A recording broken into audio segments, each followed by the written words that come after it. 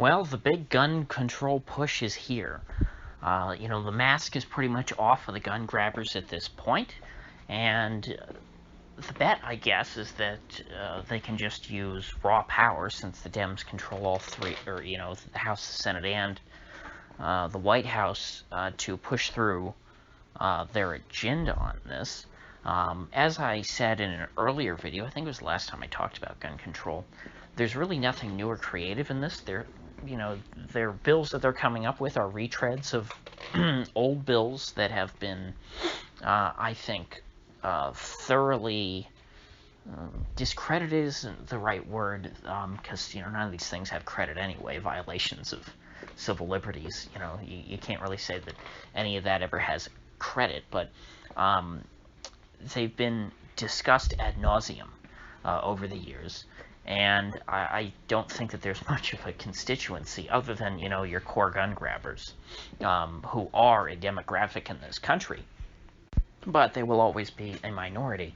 The fact of the matter is that the pro-gun people in this country are not persuadable. They have seen all of these proposals before. They have rejected them, and this is, I think, an ill-advised political move on the part of the Democrats.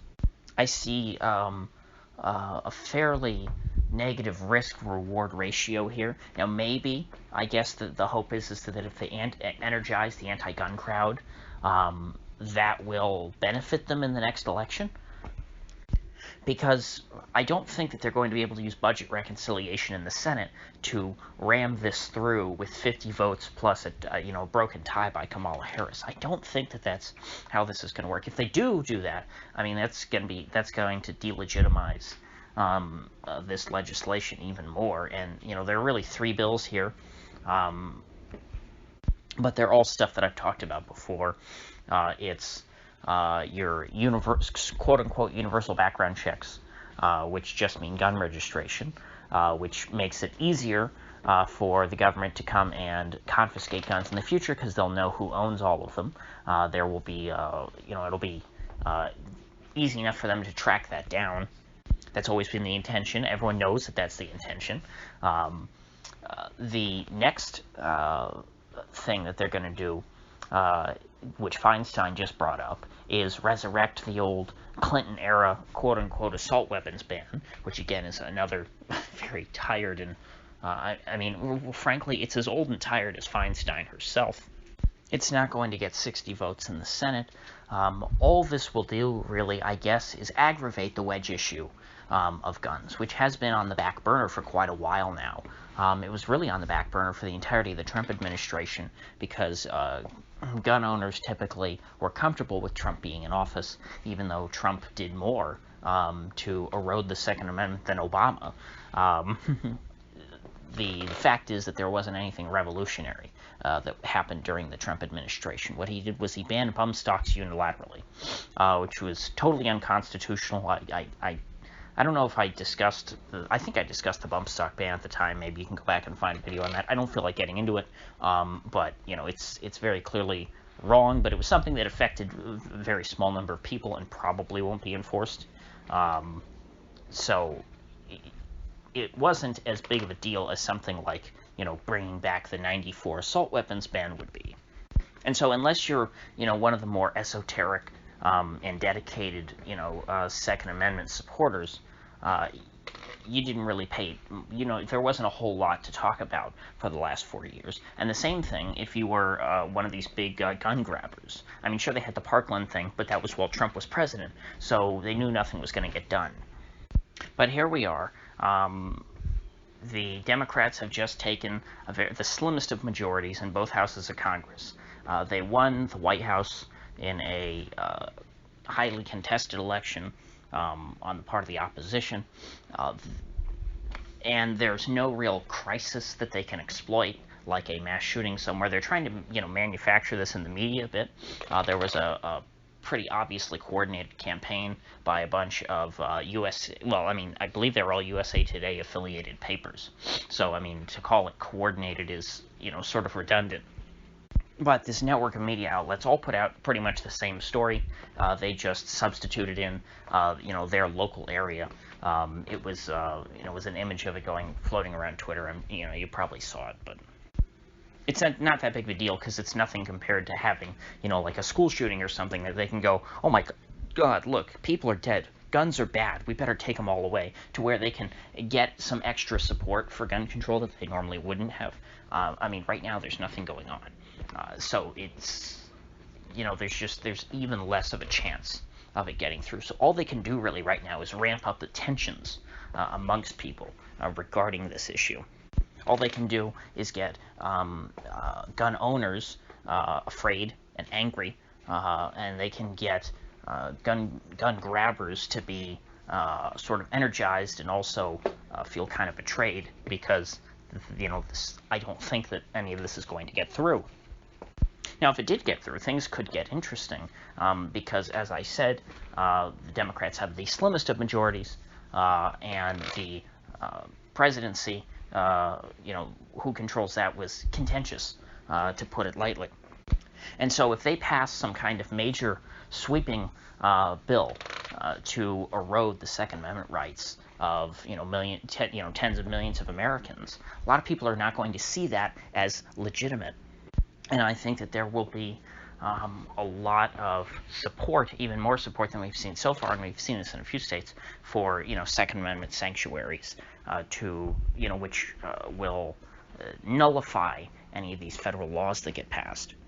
Because when you're so brazen about things like this, when you already have a very thin sense of legitimacy in the minds of much of America, you breed contempt for the law. So in other words, a father is not going to go to an FFL to transfer grandpa's shotgun to his son. So that whole universal background checks thing, I don't think will be, it will be very difficult to enforce, let's put it that way. And as far as the assault weapons ban goes, a state, which is kind of smart, could nullify this law by permitting it within their own state, and therefore removes the issue from, removes the interstate commerce issue. So, for example, I think Magpul moved to South Carolina. South Carolina could pass some kind of Second Amendment sanctuary law, and then people in South Carolina could buy AR parts, from Magpul, which, make, furniture and stuff, which would, which would make something, an assault weapon, quote unquote, under the law. But as long as that's within South Carolina, wouldn't be such a big deal. And Palmetto State Armory could continue to produce their guns, which would violate this law, which have pistol grips and muzzle brakes and threaded barrels and stuff like that. All of the scary stuff that Dianne Feinstein doesn't like. They could, each state could pass a law that would allow companies to produce magazines that hold more than 10 rounds within their state, as long as they stay within that state. These are the sorts of creative solutions that states would need to come up with if any of this actually passed, which in a way would make it interesting to see this actually pass, even though, instinctively I want it to, I want this stuff to fail. But if it does get that far, I think that we could see some interesting responses. I'm a little concerned here in Florida. I don't feel like our state GOP is particularly fiery when it comes to the Second Amendment. You don't see anyone here trying to push a Second Amendment sanctuary law like you've seen in some other states. And while it, would help to have sheriff's departments who declare their counties sanctuary counties for the Second Amendment, it would be better to have a statewide thing when it comes to, for the sake of manufacturing stuff. Because Florida is a big enough state, big enough population, it's a big enough market that we could have a fairly vibrant arms industry on our own, even if at the federal level the federal government decided to try and ban all these things, as long as this stuff is excluded from interstate commerce.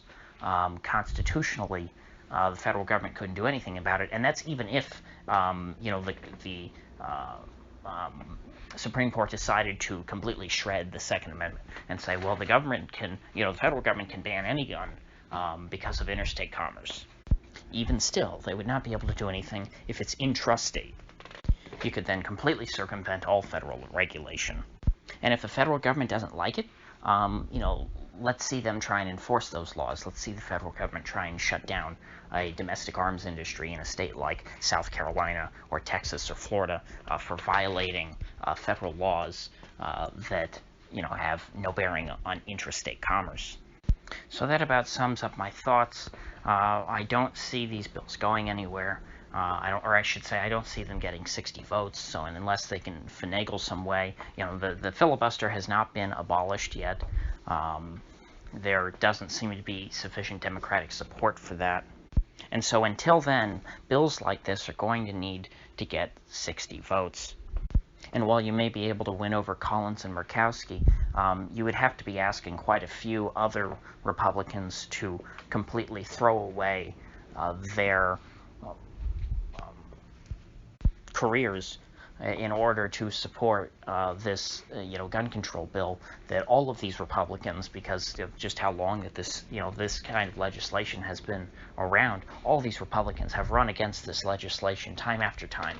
I mean, it's like it's the most generic gun control bill ever, the Feinstein bill, and the universal background checks, both of them. No Republican will have any excuse with their voters for supporting this other than I'm a total fraud. In pretty much every state, that would be throwing away their primary. And who knows? I guess there are some who just plan on never running again and they don't care. But are there 8 of them? Are there? Well, I guess 9 of them. Because really, I think Collins is the only one who is in a liberal enough state to get away with being a gun grabber, even though Maine is relatively pro-2A as far as New England goes. So maybe even she would have trouble voting for these bills. So with that said, I'll cut it off there and see where this goes. I'll do an update later, and when this stuff has made its has concluded in the Senate, all these bills, to see where they've gone. But I don't expect them to make it to Biden's desk.